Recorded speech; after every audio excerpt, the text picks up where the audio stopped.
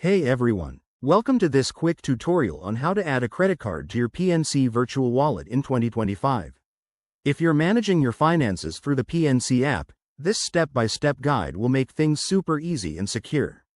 Whether you're a new user or just need a refresher, let's dive right in. First off, ensure you have the latest PNC mobile app installed on your smartphone and that you're logged into your account. This is crucial for a smooth process. Open the app and head to the main dashboard. Look for the virtual wallet icon, usually at the top or in the menu. Step 1. Once in the virtual wallet section, tap on Manage Accounts or Payment Methods. This is where you'll find options to add new cards. It's designed to be user-friendly, so navigation should be straightforward. Step 2. Select Add Credit Card from the list. You'll be taken to a secure form where you can enter your card details. Make sure to have your credit card handy. This includes the card number, expiration date, CVV, and the name as it appears on the card. Step 3. Double-check all the information you enter to avoid any errors.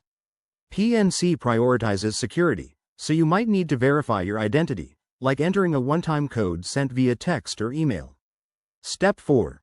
After verification, confirm the addition. Your card should now appear in your virtual wallet. You can test it by making a small transaction or checking your available balances. One quick tip. If you encounter any issues, like an error message, restart the app or contact PNC support through the app's help section.